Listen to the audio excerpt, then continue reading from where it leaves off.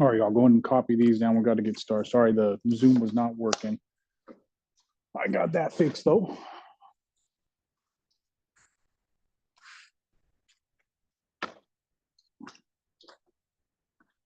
Now I'm going to use today as kind of just another review of some of the stuff that we talked about quadratics already, but we're also going to use it as a transition into polynomials. Okay.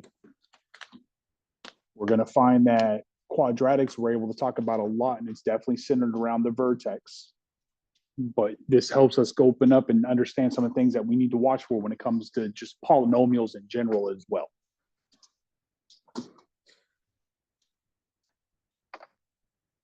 Just focus on writing down those first three functions with space to answer the questions we're looking for, and then we'll get to the next two.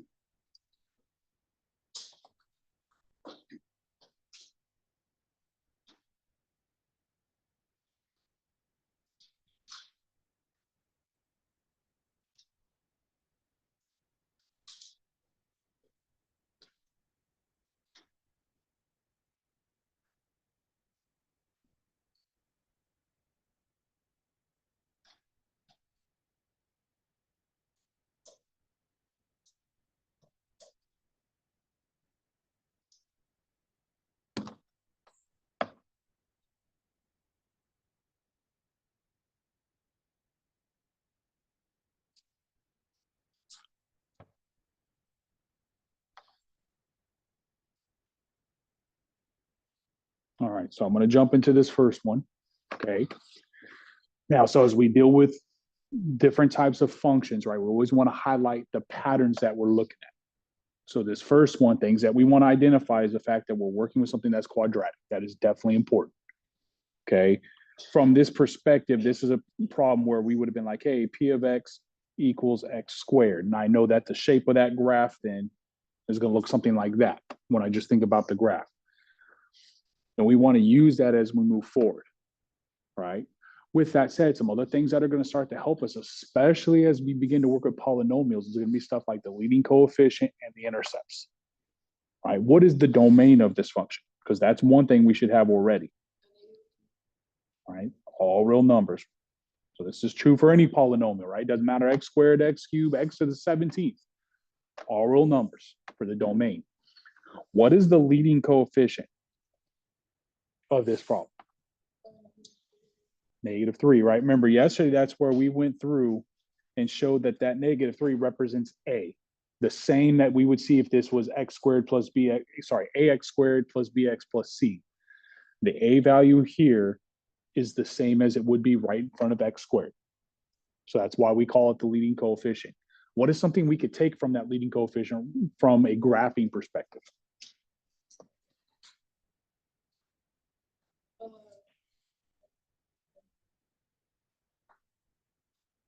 What transformations? Not a shift, right? Our shifts are here and here. Those are our shifts. It's a stretch, but it's also what? Reflection, right? So we need to make sure to see here that we have the reflection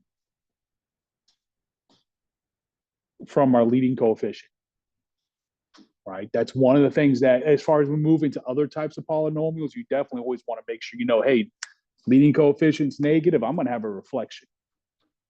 Okay. Now, for us, since we're comfortable with quadratics in this form, or that's what we're working towards, right? We also need to know that that other piece is the stretch, as mentioned. This is going to be our stretch because it's greater than 1. Okay.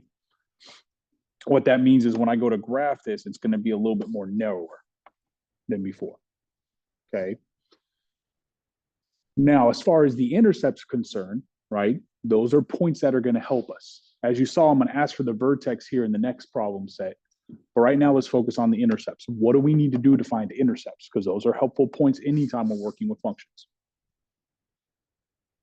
What do we use? You can use a table. Yeah, to find intercepts, though. Right? What number is the key there? 0, right? That's the key. You could build a table if that's how you like to organize it, but know that when we deal with this, plugging in 0 is the key. So f of 0, what does that give us?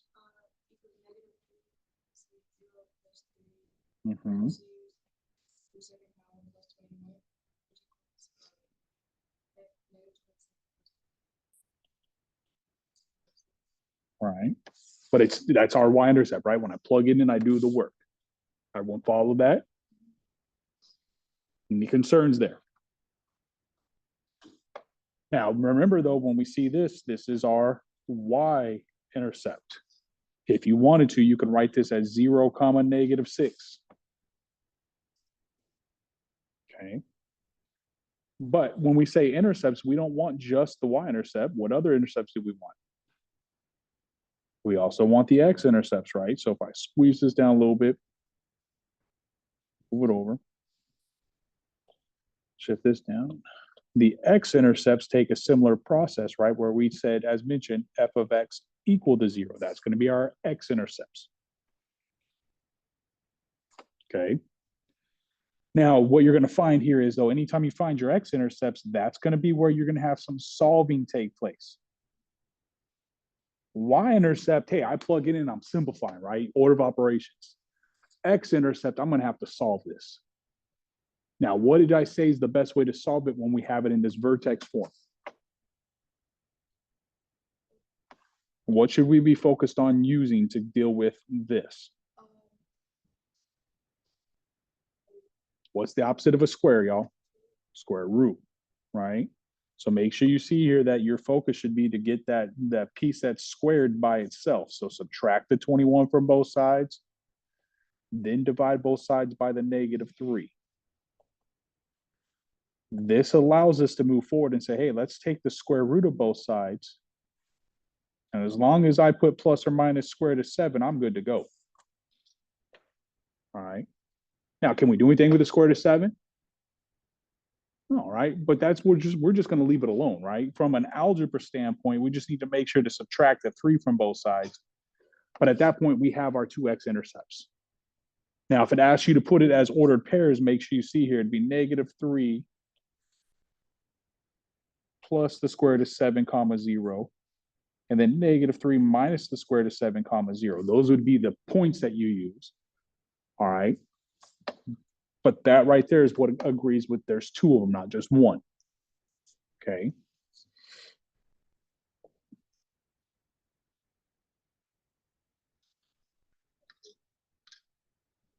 The order doesn't matter.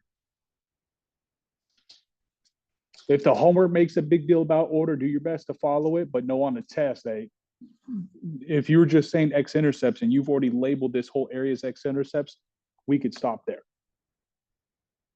The reason I make sure to put it as an ordered pair, though, is because what did I put for the y value? 0, right? We need to make sure to remember that these x's didn't come from nowhere. They came from the fact that we let y equal 0. That's the main thing that I want to fortify by actually writing out the ordered pair, okay? Any questions with that? Now keep that -3 in mind though, right? That -3 isn't random. Hopefully what you see here, the first one says go to the right of -3, and the second one says go to the left of -3. Does the distance change on how far left or right we should go? Square root of 7 for both of them, right? So remember that idea, and then symmetry. And we're going to bring that up when we get to the next part with the vertex, okay? Now, does all this completely change because I put it in general form? Isn't the domain still all real numbers? Can we still get our leading coefficient? What is the leading coefficient here, y'all? No, not the 4. It's just 1, right? Remember, we focus on that term here, the x squared term. Our leading term is going to be the one with the highest exponent. So we'd be like, hey, this is degree 2 or a quadratic. And whatever the coefficient is, that becomes our leading coefficient. I kind of introduced that word degree when we were solving equations, right? Find that highest exponent. That's going to tell us a lot about what we're dealing with here, okay? So we got our domain, we got our leading coefficient. What is g of 0 going to give us here? Why is it 13, y'all? What's special about 13? All right. So when we have terms, right, when we have it in that kind of general form, x squared is 0, -4 times 0, 0 is 0, right? Those are just going to go away. I'm going to be left with the constant term because it doesn't have a variable, right? So 0 plus 13 is just 13. That's a nice thing about having the general form. Now, keep in mind, This was nice for x-intercepts, right? I could deal with that from the square root property perspective. And we're going to talk more in a second about the vertex again, how this one's nicer for the vertex as well. With this one here, though, what we're going to find is when I go to do the next step, I'm going to run into some situations where I have choices to make. When I go to set this equal to 0, I will not be able to factor. Right? The only factors are 13 or 13 and 1, so we'll never get 4 no matter adding, subtracting, nothing. Okay, so what should we use?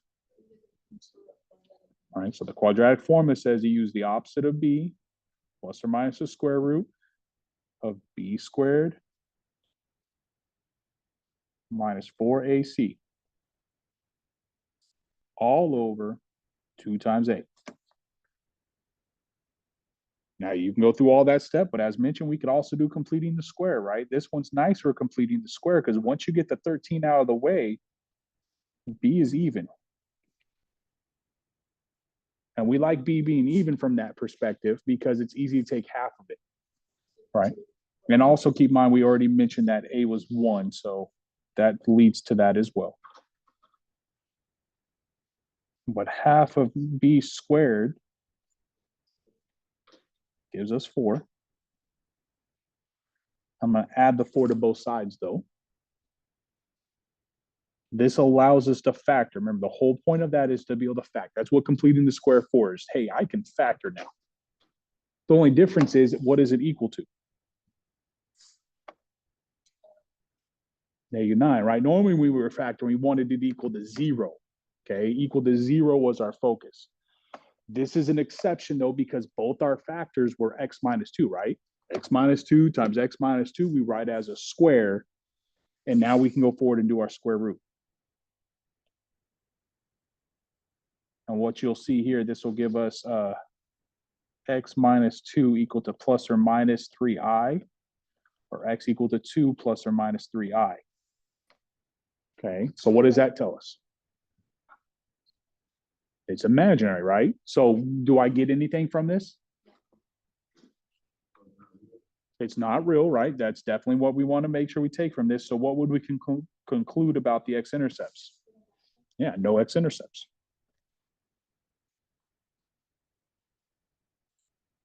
Now, keep in mind, if you're doing the quadratic formula, focus on this discriminant first. Just do that piece by itself. What you're going to find there is that gives us 16 minus, what is that, 52? Which is what, -36? At that point, we're going to have the square root of -36, right? So because that's negative, it's not real. And if I'm telling you to find x-intercepts, do you need to go any further with it? No, not at all. Once you see it's not real, just make sure you say, hey, this is not going to be real. I'm not going to have x-intercepts. Everyone follow that? So that's one reason why this taking the quadratic formula approach is probably nicer here in the sense because you're getting to whether it's real or not right away. Here, we had to get to that factoring point before we kind of saw that taking place. Okay, so keep that in mind. So at this point here, we found our y-intercept, right? But we found, hey, no x-intercepts, okay? Again, the vertex is going to help kind of clear up some of this, right? Because from the vertex, once you get the range, you can kind of confirm whether or not it's going to have intercepts anyways, okay? Is there anything I can clear up here for somebody? All right. Now, before we jump on those last two, right, let's make sure we see how we can apply this in other situations as well. What's different about this problem? Right, so this is no longer quadratic, right? In fact, what I recommend what you do with this problem is right away rewrite it. What did I call this order when we rewrite it? Descending order is correct. Okay, put it in descending order. Why is this important? What term did I put first? The term with the biggest exponent, right? This is going to be what we call our leading term. So make sure you see here, the purpose of this is to isolate that leading term by putting it first. The leading term gives us two different things. First, it gives us the degree. So this is a degree 3 polynomial, or what we call cubic, right? But I can still get the leading coefficient right away. So the leading coefficient is going to be 4. Okay. What's the domain, by the way? I kind of skipped over that, sorry. It's still all real numbers. Everyone understand that? So domain still all real numbers. The leading coefficient is 4 because that's my x cubed term. So always got to be careful here to watch for which of the terms has the greatest exponent on it. Now, what happens here, though, is we have to seek similarities, but also differences, right? The nice thing is when I ask for the y-intercept, since it's in the form of terms, h of 0 is still the constant term. So the constant term is still my y-intercept.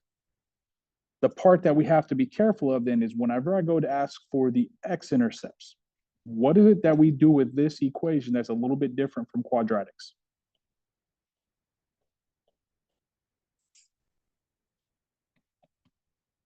We can't use a times c here because we have 4 terms, not 3 terms. Right? Grouping comes into place, right? That's where we have to remember that, hey, we haven't necessarily done grouping in a while since test 1, right? But this is where we're going to start seeing a different types of stuff going on. But that's why I did Wednesday. I made sure to put up the video to review some of factoring for quadratics. Make sure you understand grouping is going to be important as well, okay? With that said, make sure you see these first two share a 4x squared in common.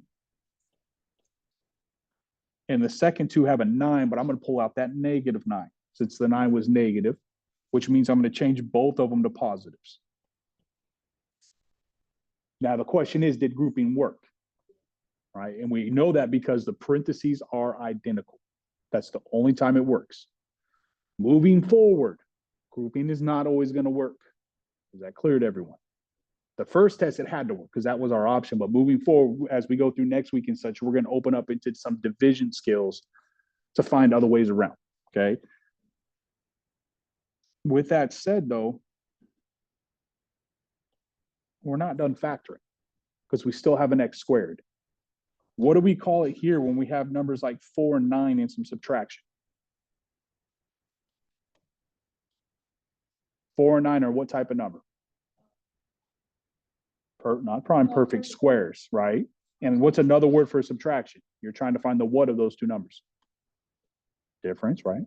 So we have the difference of squares here, right? So remember, with the difference of squares, we can write it as the square root of each term. But the one thing that has to be different is the addition and subtraction of them, okay?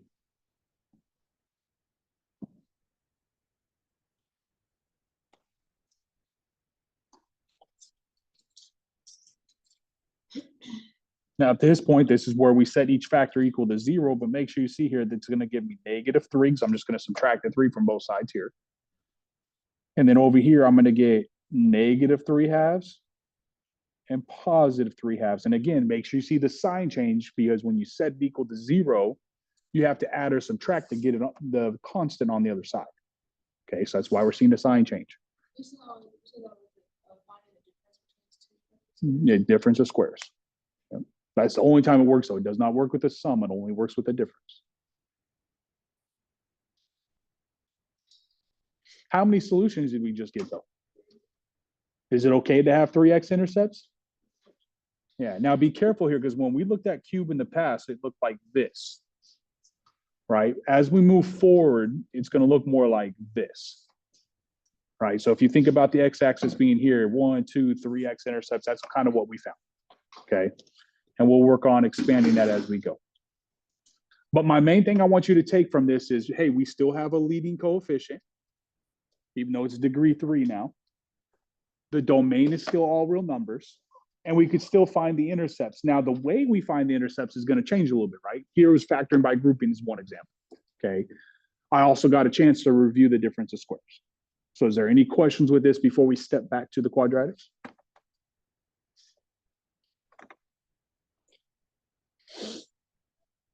All right. So what I want to do, though, is kind of go in the next step, which make sure we bring in the vertex and the range. So being able to find the intercepts, as I said, is one important part of any function we're working with. It doesn't matter if it's polynomial or not. Intercepts is definitely something you always want to try to find.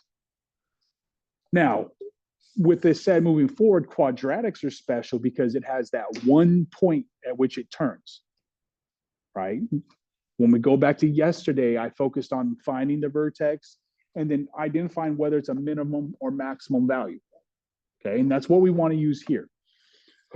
How do we find the vertex and how do we identify whether or not it's a minimum or maximum value?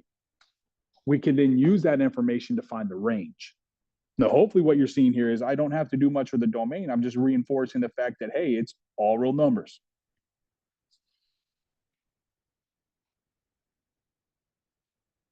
All right, make sure you reinforce that, hey, they're both quadratic, all real numbers. Doesn't matter the form it's in, it's still got something squared. Which one of them, though, can we get the domain right away? I mean, the vertex right away. The f of x, right? So remember here, the f of x is in that form where it's a times x minus h squared plus k. And our vertex is h comma k. And make sure you see the sign change that takes place, right? Because horizontal shifts, we do the opposite. Hence why I put x minus h, is to make sure to emphasize do the opposite of what we see. So our vertex for this problem is -3, 21. Hopefully you also see this is the same f of x we did before, right? So we already have the y-intercept, we already have the x-intercept. Now we have a whole nother point. We can go graph this with all that information. We have a lot of good information. What you're going to find here is, though, right, if we recall our x-intercepts, it was -3 plus or minus square root of 7, right? Hopefully what you see there is symmetry.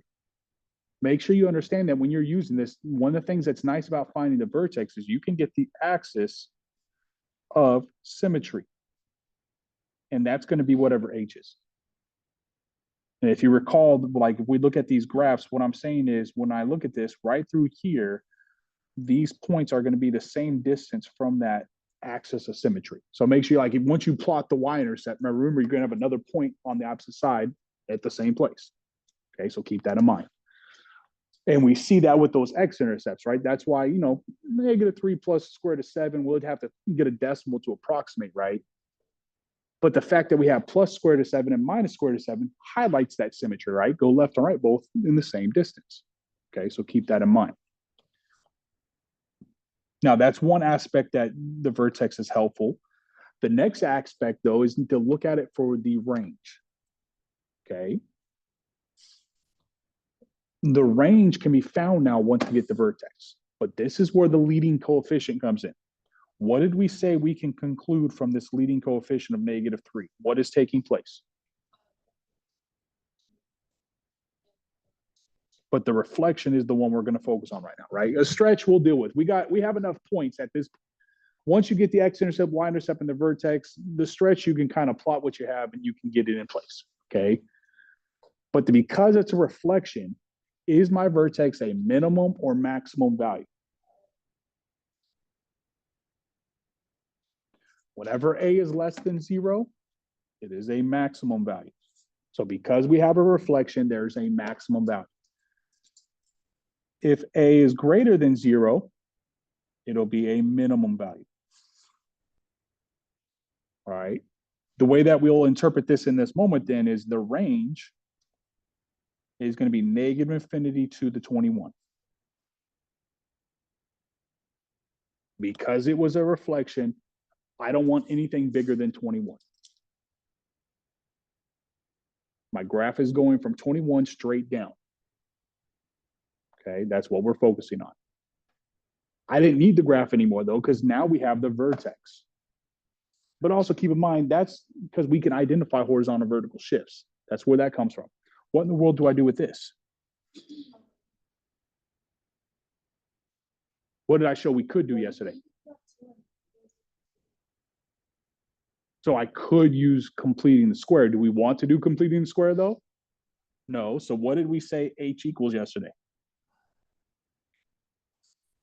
This is where that I did all that work, just kind of show that, hey, there is a way around it when it's not in that form. Because we have x squared and x, I can't just use shifts here, right? So we need to remember that h is -b over 2a. I know not everyone was here earlier, but for those of you who use your 355 card like you should on the test, since I'm allowing it, Make sure you have stuff on there like that. The fact that someone got one of those problems wrong with in regards to terms, you should have had all 4 of those on your note card, is what I was telling the rest of the class. There was no reason anybody should have got one of those wrong. Okay, I told you get them right, and I would bring donuts. And all you had to do is put all 4 on your note card. All right. With that said, though, this is definitely one of them that you want to know that, hey, when the vertex is h comma k, so if I have it in general form, I can get the h using b and a. So here it would be negative 12 all over 2 times 2, which through simplification will get h is equal to 3. All right, so make sure you see there, we doing the negative from the formula, but it was also negative 12, so that's why it's positive.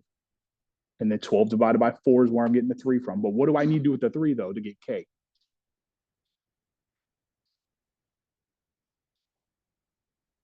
This is an x value, right? So k is my y value. So make sure you see here, you need to go find j of h, in this case, j of 3.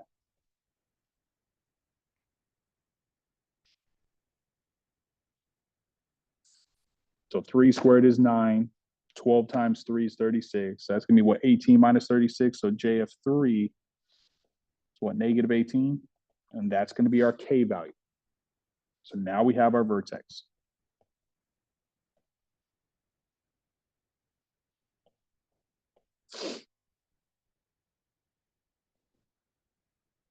Three squared. I just did the squared part first as I was plugging it in. I needed this space down here for the next step. But keep in mind, I'm plugging it into this function, right? So I also showed that synthetic division yesterday. We'll talk about that. There's different ways to do this. Plug it into your calculator. If you just put j of 3 equals negative 18 because you use your calculator, that makes sense too, right? As long as we're showing we plugged it in to get it, okay? With that in place, though, what did we already talk about when it comes to the vertex?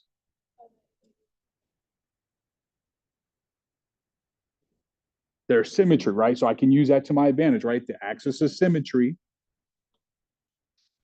I'll just put axis of symmetry is through x equals 3. So you can put a dotted line through x equals 3, and hey, my graph better be the same on both sides, right?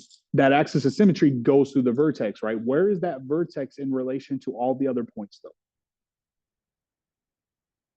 Is my vertex the highest point on my graph or my lowest point on my graph? All right, what are we looking for that? A is 2, right? So A is positive. So my graph is going to go upwards from the vertex, which means this is a minimum. So because this is my minimum value, I now know my range. Oops.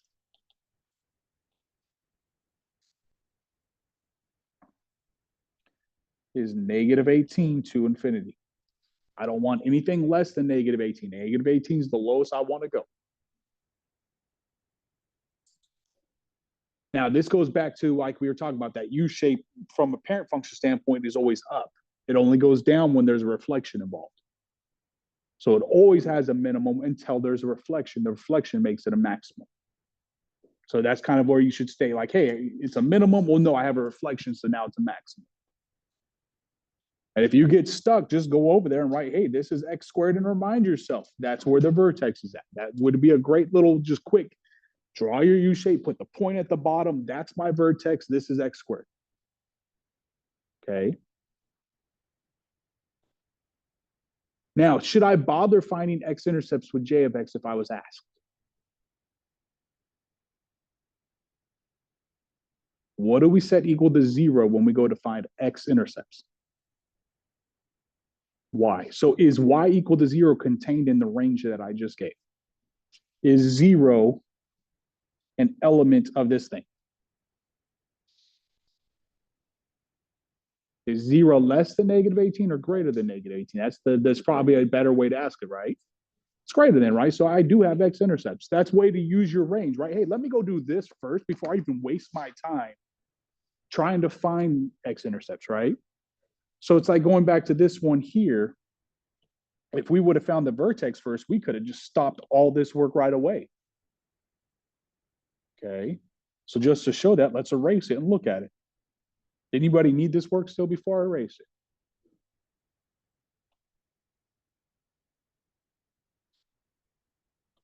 So if I come over here and say my vertex is -4 all over 2 times 1, we would get what? +2, right? That's h though. So to get k, let me go through my synthetic division, then just plug it in those the other way.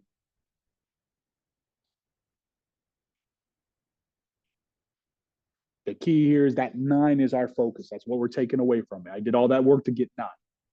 Okay, so make sure you see there that that means my vertex is 2, 9. If you don't believe me, go plug in 2 to find that g of 2 is 9. Okay, this is my vertex. Do I have a reflection with this graph? No, again, make sure you see here that that's a +1, so there's no reflection. So that means this is a minimum value.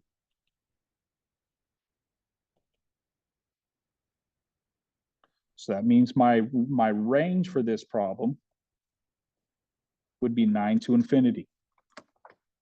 Does that agree with what we found earlier?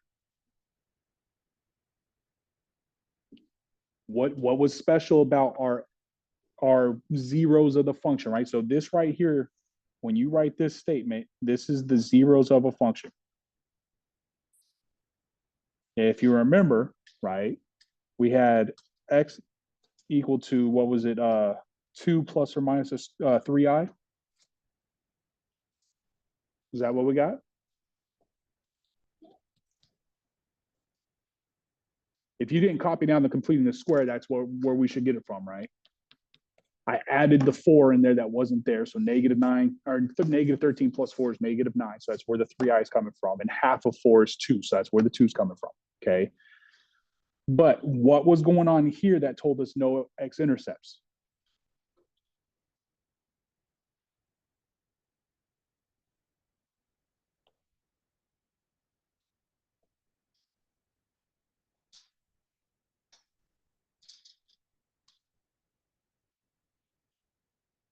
So if I tell you to find the vertex and then find x-intercepts, which one should you find first?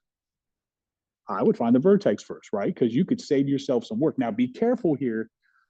If I tell you to find the zeros of the function, if I say find the zeros of the function, we need to go through that work. Is that clear to everyone? That's going to be the key difference there. If I say find the zeros of the function, I want this. Just make sure you know it's not real. But if I say find x-intercepts, we only want real numbers. And that's one of the new terms that you want to make sure that you look at. Zeros of the function is set the function equal to 0 and solve. X-intercepts refer to the graph. For a graph, we only want real numbers. Okay. And if you remember here, I said intercepts. I didn't say zeros, I said intercepts. So moving forward, a new term that we're going to use is zeros of the function. If I tell you to find intercepts like I did here, I would encourage you to find the range first, because if it doesn't include 0, you could just simply say, hey, does not include, this does not contain 0. There's no x-intercepts, and move forward. Save yourself all that work. We okay with that? Any questions or concerns? Now, keep in mind, I didn't do much graphing today. We did that yesterday, right? So make sure that you're comfortable with graphing the quadratic. The thing that I added for you today is you can use the intercepts to help graph that now. That's what I want you to take from that, okay? But have a good day, and we'll enjoy your weekend too, and I'll see you on Monday.